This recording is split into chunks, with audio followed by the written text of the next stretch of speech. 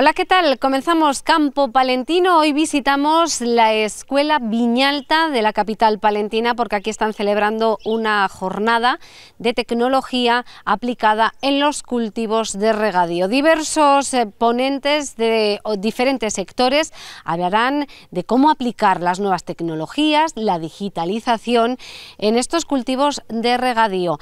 De todos estos asuntos les informaremos, pero hay más sobre la mesa, así que quédense con nosotros. Bienvenidos. Nos encontramos en la Escuela Viñalta, donde se están celebrando unas jornadas en las que se aborda cómo aplicar la tecnología a los cultivos de regadío. Nos encontramos con uno de los conferenciantes, de las personas que ha participado en estas ponencias.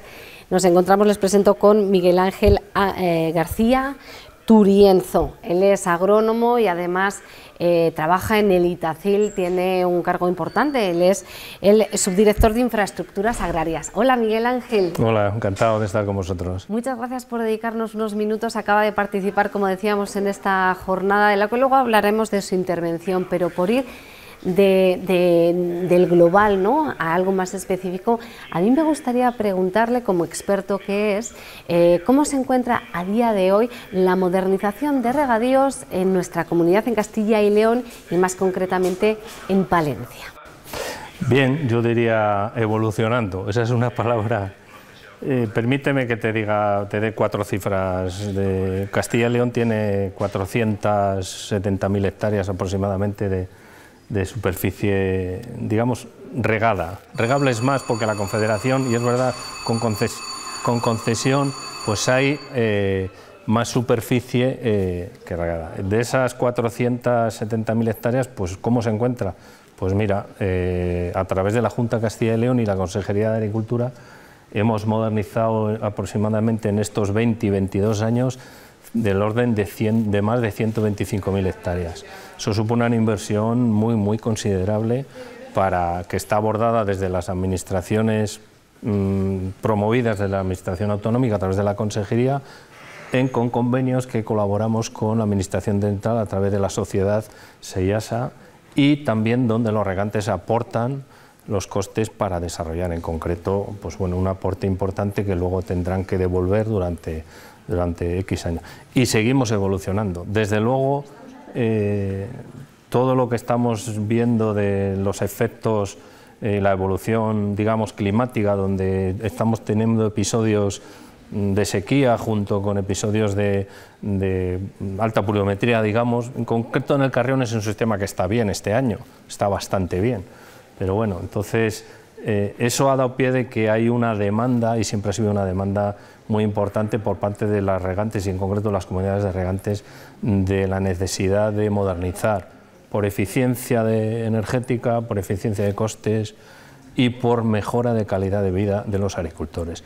Olvidémonos de ir a regar con la azada y una acequia, porque desde luego ellos tienen que también vivir mejor, ¿no?, y poder gestionar mejor sus explotaciones con una calidad de vida óptima, ¿no?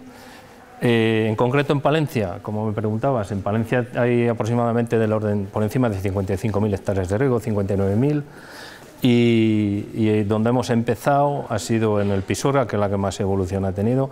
Estamos del orden de 10-11.000 hectáreas más o menos que se han modernizado, y ahora hay una demanda muy alta. Estamos trabajando ya en la zona del Carrión y en la zona de Bajo Carrión. Pues que en la zona del Carrión ya se han firmado un convenio y se va a firmar otro convenio. En la zona del Carrión me refiero Carrión, Saldaña, Villa Moronta, que es la zona de arriba, que son 12.000 hectáreas, y en la zona del Bajo Carrión recientemente hemos firmado un convenio con la Comunidad de Regantes y la Comunidad de Regantes con SEIASA para el desarrollo de un sistema pionero de riego con presión, pero a coste energético cero. Vamos a iniciar una modernización de 2.305 hectáreas y en la parte de arriba, pues una primera de 300 es pequeñita, de Carrión, Saldaña, Molinón, 350 hectáreas, y luego otra segunda fase que ha salido ya publicada en el boletín, que abordará otras 2.000 hectáreas más o menos. Pues una modernización necesaria, como nos decía, que es el futuro al final para los agricultores, porque además de tener ese coste energético cero para ellos, es una mejora en la gestión del agua, ¿no? Porque ¿por qué es necesaria la modernización? Además de ampliar la superficie, Me imagino que la gestión del agua, como nos decía, en épocas de sequía, pues es básica, ¿no? Totalmente, desde luego, y es perfectamente medible y contrastable que la evolución del consumo, del uso del agua en zonas modernizadas frente a un regadío convencional es mucho menor. Estimamos que hay una reducción en el uso del agua de un 20%, entre un 20 y un 25%. Por eso es necesario en el contexto que tenemos. Pero antes decía en la ponencia que en concreto en Palencia el sistema Pisuerga, en concreto el sistema Pisuerga, donde, bueno, también no he dicho antes, hay otras modernizaciones que están en fase, el sector G y el resto que se acabará, el resto de sectores y otra zona que es Palenzuela, si hay más zonas que rondan, bueno, en total casi 20.000 hectáreas. Decía que es necesaria esa modernización porque estamos viendo que en concreto el Pisuerga ha sufrido un episodio importante de sequía su cuenca, donde les han dado en junta de explotación, digo les han dado, no queda otra porque no hay agua embalsada, pues muy por encima de las necesidades de lo que es un cultivo o una alternativa de cultivos. Y para defender sus explotaciones, donde tienen que pagar las infraestructuras de modernización, pues hombre, es bastante importante que se gestione la eficiencia del uso del agua e intentar de alguna manera ir librando. Entonces, hay claros ejemplos donde cuando hay déficit de agua se define mucho mejor una modernización, una alternativa de cultivo modernización, que en un riego convencional, en riego por inundación. De hecho, en su ponencia se ha referido a ese ensayo, ¿no?, que están llevando a cabo de riego a baja presión. No sé si nos puede explicar en qué consiste y dónde se está aplicando, para qué cultivos, qué ventajas. Bueno, este ensayo lo iniciamos a raíz precisamente del incremento de los costes que se venía produciendo estos últimos años, costes energéticos, o sea, tarifa de la luz. Hay otros costes, pero sobre todo nuestro objetivo principal era reducir los costes energéticos ligado a precisamente el coste energético de la luz, porque todas estas zonas que hemos modernizado en la gran mayoría llevan aporte energético a través de porque hay que dar presión a los hidrantes, presión a los aspersores para que pueda salir el agua, claro, evidentemente, o al pívot y demás. Entonces, hace años la Consejería desarrolló un plan de eficiencia energética donde metimos precisamente este proyecto y otros proyectos como el de implementación de energía fotovoltaica en los regadíos o como la utilización de riego de regadíos con presión natural. ¿Eso qué significa? Pues si tú dispones del agua a una cota suficiente, no necesitas aportar energía para que salga el agua por el aspersor con una presión determinada, y eso es lo que se va a implementar, por ejemplo, en el Bajo Carrión y, por ejemplo, en el Carrión Saldaña-Villamorenta. Y lo tenemos ya implementado en la zona del Valdavia, que es un regadío que ya está en desarrollo, que es de la zona de Palencia. Es pionera, en concreto Palencia, en los sistemas de utilización de riegos con presión natural. Lo que hemos desarrollado es un ensayo en varias zonas regables, en concreto en Soto de Cerrato en Palencia, en Tordesillas y en Olivares en Canal de Riaza en Valladolid. Hemos ensayado 3 cultivos, patata, remolacha y maíz.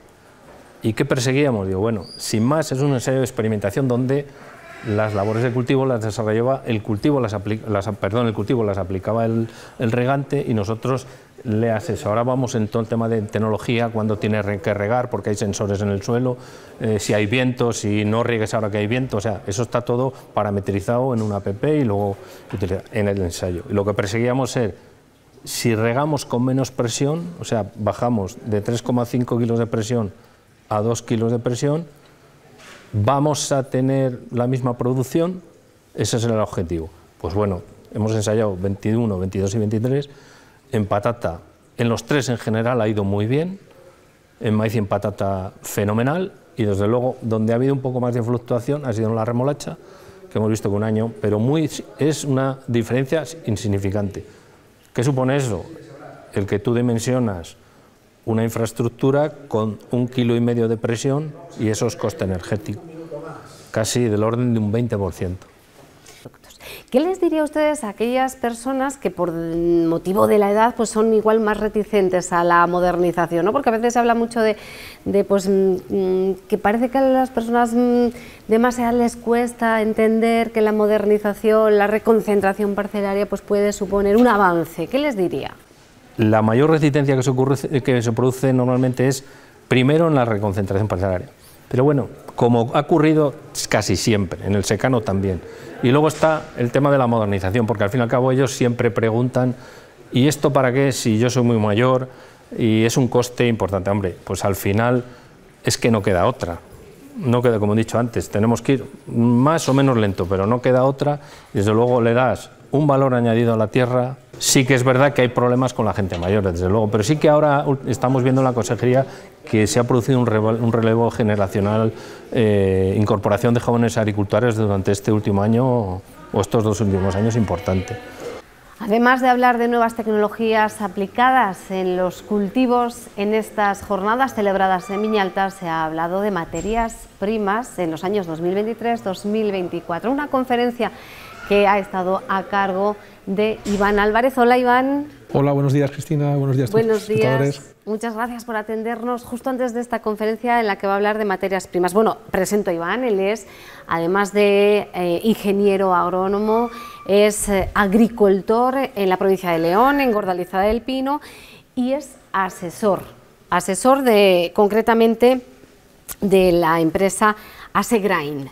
Pues nos dedicamos pues, a la intermediación comercial de materias primas agrícolas para el consumo humano y animal, y también para tema de etanol o temas de alcoholes. Nosotros creo que en esta parte pues, somos la empresa más grande a nivel nacional. Entonces, esa es nuestra actividad principal o la actividad principal de la empresa. Desde hace unos años, además, también tenemos una explotación agrícola, como has dicho, en la provincia de León, principalmente con cultivos de regadío, pues remolacha, maíz, girasol. Y desde hace un tiempo tiene una línea de negocio la empresa que es el asesoramiento a explotaciones agrícolas. Nosotros no nos dedicamos a vender fertilizantes, ni semillas, ni seguros, ni nada. Simplemente lo que hacemos es asesorar a los agricultores desde la parte técnica y desde la parte económica. Iván, estamos viviendo un momento en el que el sector agroganadero está siendo protagonista de la actualidad debido a esas protestas, unas protestas que vienen sobre todo pues porque los costes de producción de las explotaciones están siendo muy elevados, mientras que los precios están siendo, pues van en caída libre, ¿no? Especialmente en cereales. Iván, ¿son justificadas estas protestas? Bueno, las protestas son justificadas, además cualquier protesta es justificada y en este caso hay razones de peso para ello. Yo lo que pasa es que siempre que sale este tema en diferentes foros, sobre todo en las grandes ciudades, y me preguntan, pues creo que el problema que tenemos los agricultores es que no estamos comunicando correctamente las protestas. Damos una serie de medidas y nos quejamos de una serie de cosas, pero yo creo que hay que ir a mensajes más concretos. Entonces yo creo que deberíamos comunicar de una manera más concisa los problemas que tenemos y qué es lo que estamos reclamando. ¿Qué mecanismos dispone el agricultor y el ganadero a día de hoy pues, para evitar pues, esos riesgos, pues, para poder tener explotaciones más rentables? Claro, hay cosas en las que uno desde su explotación o desde su empresa puede actuar y cosas en las que no puede actuar. Es decir, nosotros no podemos actuar en que el precio del cereal suba o baje. Eso no se puede actuar, por mucho que presionemos o que queramos, no se puede hacer. Pero sí que hay herramientas, por ejemplo, financieras. ¿Para qué? Pues para mitigar las subidas o las bajadas, tanto para un agricultor como para un ganadero. Quiero decir, un ganadero lo que le preocupa es que las materias primas suban, porque ese es un coste principal en su explotación.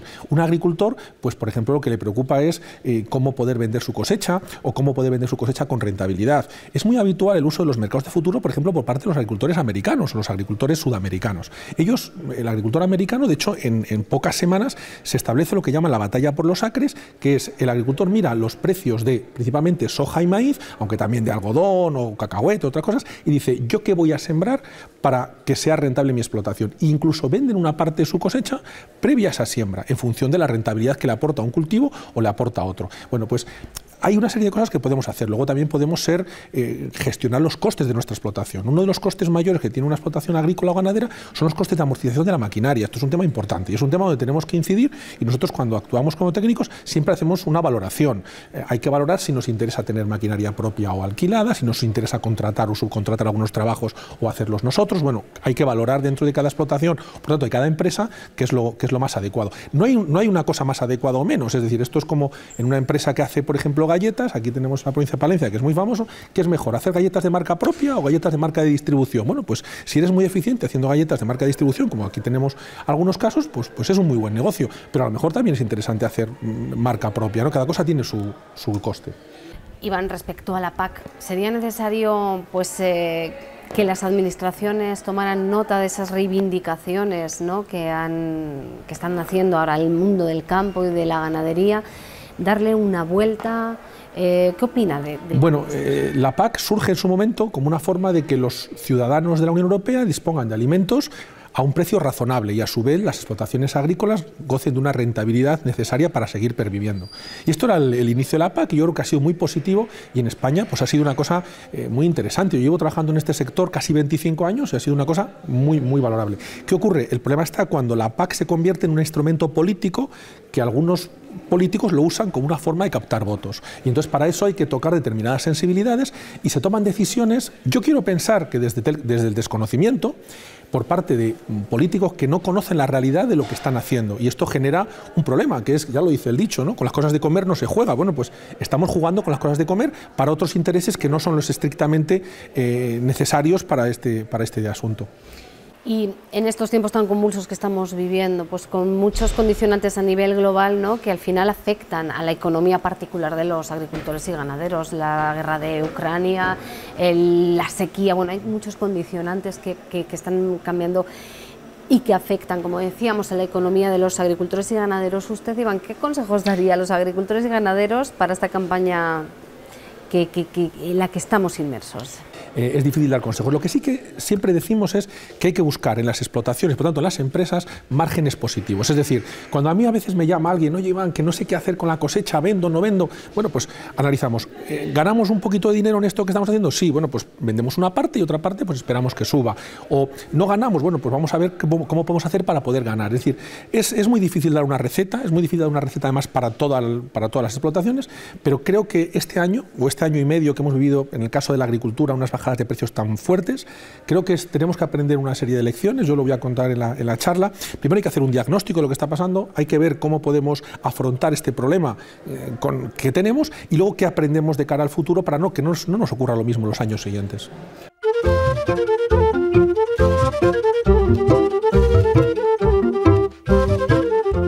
La Lonja de León pone punto final a 3 semanas de parón en apoyo a la movilización del sector agroganadero. Tras retomar la normalidad ya cotizan todas las mesas, salvo la de girasol, cerrada hasta la próxima campaña.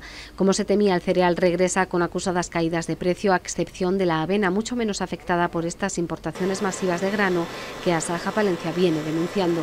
Los precios de contrato de cereal con respecto a la última sesión cotizada bajan casi el 3%. En el maíz el descenso fue aún más acentuado, casi el 5%. La devaluación llegó al 3,7% en el trigo y la cebada ya ha perdido el umbral psicológico de los 200 euros por tonelada, como hace un mes sucedió con el centeno. Los forrajes también siguen en descenso, excepto la paja por su escasez. La menor oferta también tira al alza del precio pagado por la patata, con subidas del 10% con respecto a la mes anterior a las movilizaciones. La siniestralidad del seguro agrario en 2023 se elevó a más de 1.240 millones de euros y superó en el 56% el récord histórico del año anterior, 2022, con 793 millones. El pasado año se confirmó la muy negativa evolución climática de la última década. En 43 años de historia del seguro agrario no ha registrado unas indemnizaciones tan elevadas como las del periodo 2017-2023, junto con las de la profunda sequía de 2012. Según destaca el consorcio Agroseguro, la superficie siniestrada el pasado año, unos 3,5 millones de hectáreas, ronda el 60% de la que fue asegurada con producciones agrícolas. La provincia de Palencia, con 26,6 millones de euros de indemnización en 2023, fue la cuarta provincia de Castilla y León. En primer lugar se situó Burgos con 56,5 millones, porque a los daños de la sequía en los cultivos herbáceos se sumaron graves daños en los viñedos por heladas y tormentas de pedrisco. La misma situación padeció Valladolid, con 37,5 millones indemnizados. El pasado mes ha resultado un febrero más húmedo y con temperaturas más suaves de lo habitual en la provincia de Palencia. Así se desprende de los datos de las 8 estaciones meteorológicas que gestiona el Instituto Tecnológico Agrario de Castilla y León en otros tantos puntos de la geografía provincial. Destacan los más de 62 litros por metro cuadrado acumulados en febrero en Torquemada. Prácticamente duplica la lluvia recogida en la estación de Villaeles de Valdavia, que no llegó a 33 litros. En términos generales, las lluvias del pasado mes se han asemejado más a las de los febreros de la década de los años 70 que a las últimas décadas. La temperatura máxima de las estaciones se tomó en Fuentes de Nava, donde se rozaron los 19 grados, en concreto 18,8 grados centígrados. La mínima también se alcanzó en ese mismo punto, con 5,4 grados bajo cero. En general, el termómetro estuvo entre 1 grado y grado y medio por encima de los valores medios de esta época del año. El viernes 1 de marzo se han abierto importantes plazos para el seguro agrario en la provincia de Palencia, como el módulo P de los cereales de invierno y primavera, las leguminosas, el girasol y otras oleaginosas. También se inicia el 1 de marzo el plazo para el módulo 2 del maíz y el seguro de la patata de siembra y de media estación. Asimismo, ya está abierto el plazo para complementar el seguro de alfalfa y semilla de alfalfa en la zona de Campos de Rato y el módulo P de los forrajes en todo el territorio provincial. El final de estos plazos es diferente, según el tipo de cultivo. No obstante, Asaja Palencia recomienda a los agricultores informarse cuanto antes sobre las condiciones y aprovechar la solicitud de ayudas de la PAC para comprobar la coincidencia de todas superficies y cultivos, con el fin de evitar problemas en caso de siniestro. Tanto la lonja de Salamanca, celebrada este lunes 4 de marzo, como la de la Mesa del Lechazo de Castilla y León del primer día del mes han ratificado las tónicas del ganado de carne de las últimas semanas. En la lonja salmantina volvieron a repetir las terneras, si bien los terneros menores de 1 año ya acusaron una ligera subida de 3 céntimos por kilo. Es el mismo retoque al alza que en la misma sesión, como en las anteriores se observó en las canales de añojo. Esa categoría sigue su paulatina recuperación por la gran demanda que hay para exportación. La mesa de vacuno de carne también subió las vacas 3 céntimos. Por su parte, según los datos del viernes 1 de la Mesa del Lechazo de Castilla y León, los precios siguen ya estables en su nivel tras las fiestas navideñas. Según esta lonja, el ganado viene cerrando las ventas en torno a 4,55 euros el kilo por el lechazo IGP desde primeros de año y en torno a 4 euros el kilo el lechazo sin marchamo de calidad de entre 10 y 12 kilos. El lunes 18 de marzo acaba el plazo para formalizar los contratos de los compromisos de 2023 para las personas titulares de explotación incorporados a las intervenciones de desarrollo rural medioambientales y climáticas, las conocidas ayudas agroambientales. Se trata de los contratos de aquellas solicitudes ya validadas por la Consejería de Agricultura, Ganadería y Desarrollo Rural de la Junta de Castilla y León. Los titulares deben personarse a la sección agraria comarcal SAC de su explotación, asignada a su número de expediente para formalizar el contrato. Con los agricultores y ganaderos incorporados a esta convocatoria de 2023, la Junta alcanza la cifra de 8.400 titulares de explotación, de los casi 1.250 son titulares de explotaciones ecológicas. Estas cifras suponen ya de inicio un avanzado grado de consecución de los objetivos del vigente Plan Estratégico de la PAC 2023-2027. La Diputación de Palencia ha publicado la convocatoria de 2024 de las subvenciones destinadas a la creación, adecuación y conservación de infraestructuras rurales de uso agroganadero de titularidad pública en la provincia. A estas ayudas anuales pueden optar mediante concurrencia competitiva los ayuntamientos y las entidades locales menores de Palencia. El plazo de presentación concluye el próximo martes 12 de marzo y hay una dotación presupuestaria de 75.000 euros con una subvención máxima de 10.000 euros por solicitud. La Diputación ayuda así a mejorar las infraestructuras locales públicas de uso agroganadero, como tanques y aljibes de agua para la agricultura, pilones y abrevaderos para ganadería, captaciones de fuentes, estanques, manantiales y charcas naturales vinculadas a la práctica ganadera, o las mangas y los corrales tradicionales para manejo del ganado en el medio rural.